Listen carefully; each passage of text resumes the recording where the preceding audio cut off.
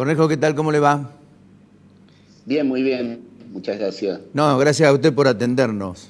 En un día muy movido, ¿no? Movido, las declaraciones de Eduardo Duhalde, que preanuncia una anarquía con sangre, una rebelión popular, una rebelión civil.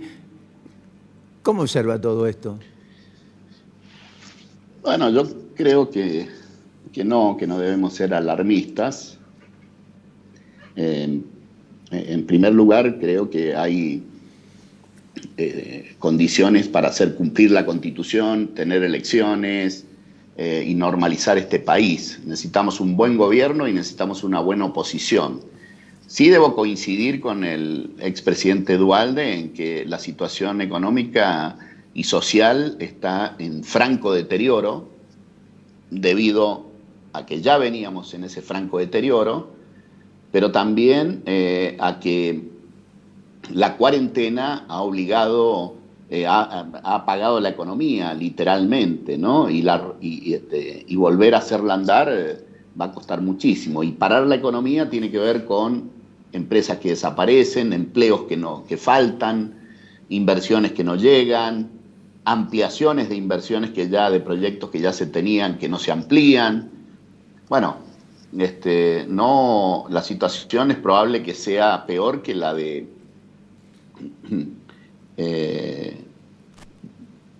que sea peor que la del 2001, ¿no? Literalmente.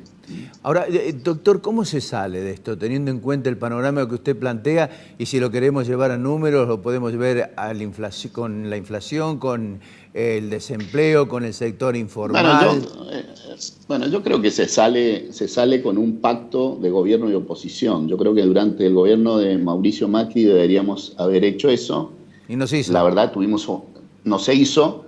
La iniciativa debía ser más del gobierno que de la oposición, pero tuvimos una oposición muy, muy, muy bloqueadora, ¿no? El Frente para la Victoria bloqueaba permanentemente todas las decisiones e influía sobre el resto de la oposición. Sus posiciones tan duras perjudicaban. Y también lo necesitamos antes de la pandemia. Nosotros colaboramos mucho desde la oposición, por ejemplo, en la ley de deuda. Colaboramos mucho, dimos quórum, votamos en líneas generales la legislación que le dio mandato para negociar la deuda al ministro Guzmán. Y necesitamos un acuerdo. Lo que pasa es que, bueno, cuando se meten otros temas que no tienen nada que ver con el mandato popular de Alberto Fernández es mejorar la economía. No hubiese perdido Macri y no hubiese ganado Alberto Fernández si la economía hubiese estado bien. Es decir, con lo cual el mandato es mejorar la economía. Ese es el mandato de Alberto Fernández. Sin embargo, meterse en los temas de reforma judicial y demás, lo único que hace es cambiar esa agenda, ¿no? Diputado, a ver, hoy Fernando González, el columnista de Clarín, define a propósito de lo que usted decía de llegar a una política de consenso, un núcleo de proyectos, por lo menos al menos consensuados con la oposición, trabajar en torno al futuro del país. Y Fernando González define a Fernández como el Medvedev de Putin. Y acá Fernández sería, de alguna manera, Cristina Fernández de Kirchner, el Putin de Medvedev. ¿Cómo se hace con una fracción dentro del gobierno muy fuerte? La verdad es que ya deberíamos pasar de página de esto, porque Cristina no hubiese ganado si no llevaba a Alberto Fernández, y Alberto Fernández no hubiese ganado si no llevaba a Cristina, con lo cual me parece que lo que tenemos que concretamente tiene que propender el gobierno es a que el presidente Alberto Fernández logre un acuerdo, ¿no?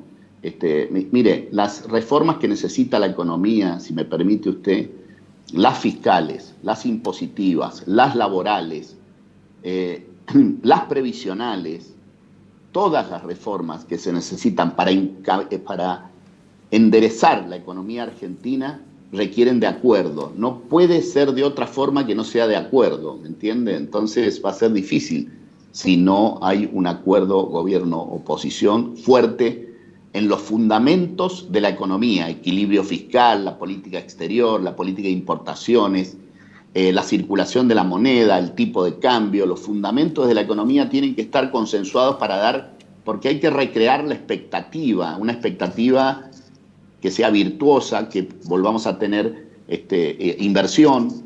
La inversión es el motor del desarrollo, con lo cual si no tenemos inversión no vamos a mejorar nuestra economía. Nosotros necesitamos crecer 20 años seguidos. Crecer es crecer con respecto al año anterior, crecer contra el año anterior, contra el año anterior, contra el año anterior. Así es como tenemos que salir, y eso solo lo hace la rueda de la inversión. Y la rueda de la inversión no va a empezar a andar si no regeneramos las expectativas, le damos certidumbre a los actores económicos, y solo le puede dar certidumbre un gobierno que acuerde esos principales fundamentos de la economía. Solo no lo va a sacar adelante este gobierno, mucho menos con la receta de Cristina. Esa receta, la receta de Cristina, es una receta que atrasa en la economía. Son las recetas de Kicillof, de todos esos economistas que ya supimos qué pasó, ¿no?, con ellos, ¿no? En eso incluye la reforma judicial, porque cuando usted habla de inversiones y habla, digamos, de regenerar o recrear la economía, hay que hablar de seguridad jurídica, hay que hablar de seguridad institucional. Obviamente. Y claro, digo, claro. la reforma judicial. No hay ningún circuito virtuoso, no hay ningún circuito virtuoso si no hay seguridad jurídica y no hay expectativas positivas para los actores económicos. Expectativas positivas quiere decir que cuando hablamos de los actores económicos no estamos hablando de la gran empresa solamente. Estamos hablando, por ejemplo, de quien tiene un mini market y quiere tomar un nuevo empleado porque quiere crecer, de quien tiene una peluquería y quiere comprar otro sillón para poder crecer. Así sucesivamente, ¿no? Esa generación de inversión solo la va a dar una expectativa positiva, y este gobierno está lejos de lograrlo, generando estos conflictos, ¿no? ¿La reforma judicial la van a aprobar? No, la oposición no, por supuesto que no.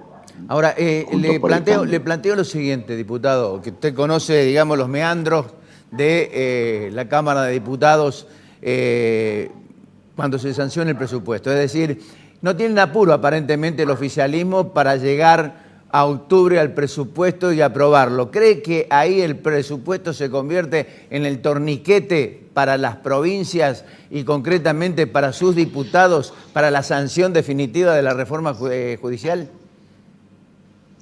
Y bueno, es probable que las provincias sean variables de ajuste, pero los legisladores no tienen que estar sujetos a eso, ¿no? Me parece que eso le hace mal a la seguridad.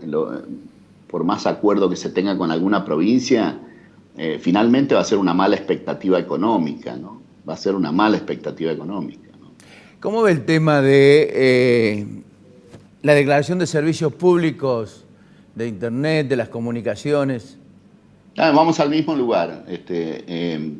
Acá hay que alentar la inversión, y para alentar la inversión no hay que dar señales de mayor estatismo, de mayor intervención de la economía, y las señales que hay que dar es que propendemos a la inversión.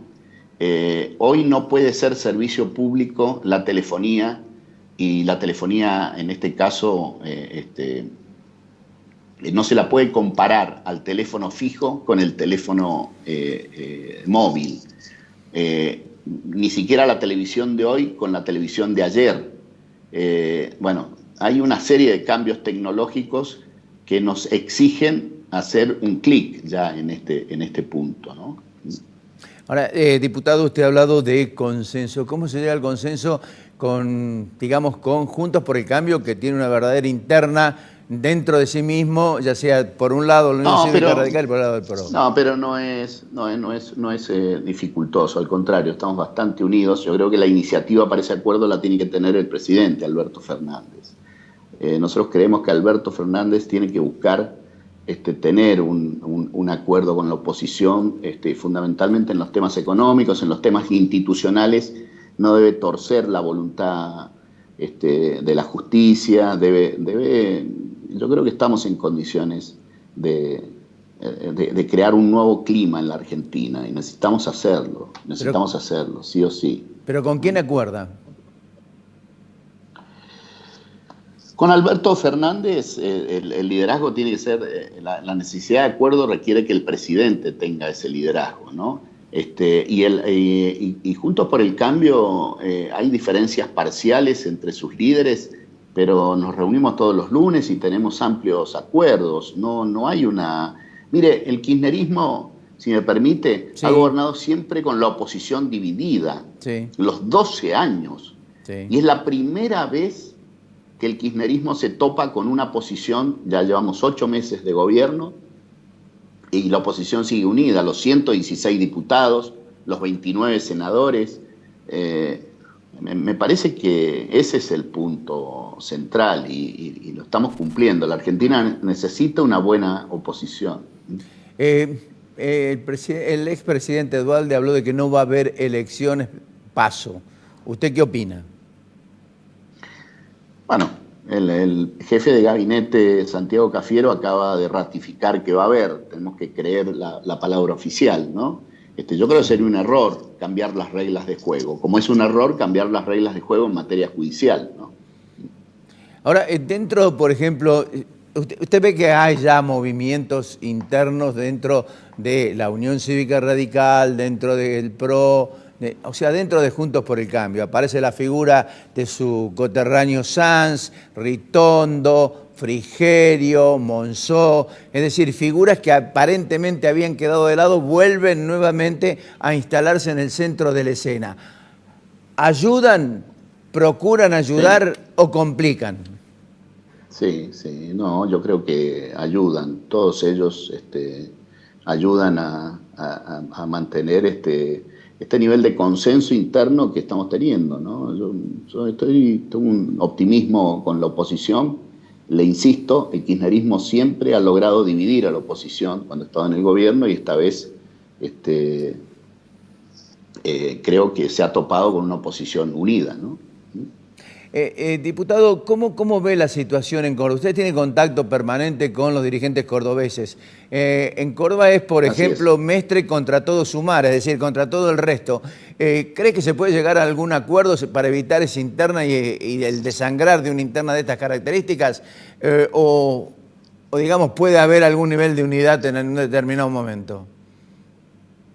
No, yo creo que hay posibilidad de unidad, pero también hay posibilidad de dirimir sus diferencias en una elección interna. Yo soy un convencido de que cometieron un gran error al dividirse, ambos dos, diría así, vulgarmente hablando, en las elecciones provinciales anteriores, ¿no?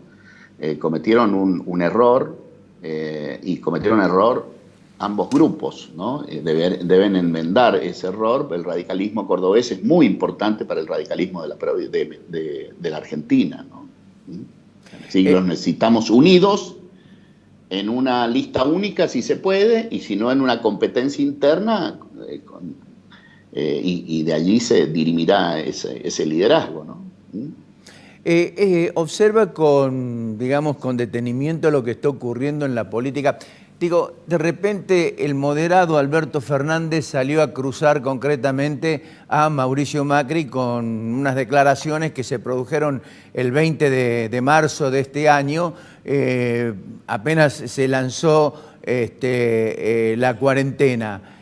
¿Son creíbles para usted estas declaraciones de Macri tan contundentes, bueno, que son referidas por el presidente? No son declaraciones, son una conversación privada que ninguno de los dos podemos saber, ni usted ni yo, el contenido real de esa conversación. Una conversación privada entre un expresidente y un presidente. No creo que sea conveniente que se dé las versiones de una conversación privada no es una conversación pública como la que estamos teniendo Claro, usted y yo, ¿no? claro. Es una conversación privada, ¿no? Qué sé yo, la verdad que vaya uno a saber cómo ha sido, ¿no? Me cuesta creer que sea como lo dice el presidente Alberto Fernández, y lo que sí creo que no se deben ventilar esas conversaciones privadas, ¿no? ¿Cree que hay intencionalidad política en este caso y se busca en Macri al opositor, como en algún determinado momento el PRO eligió, Macri eligió a Cristina Fernández de Kirchner como su opositora?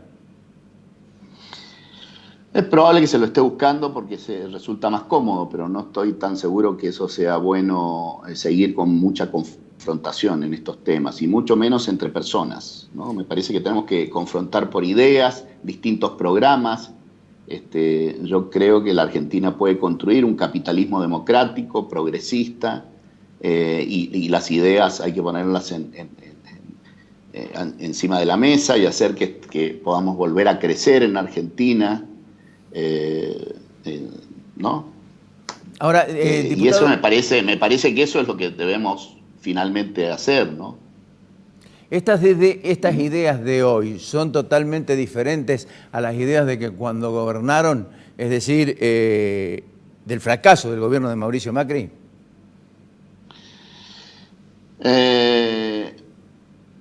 No son tan distintas, porque la verdad que lo que ocurrió en todo ese tiempo es que no se pudieron aplicar muchas de las cosas que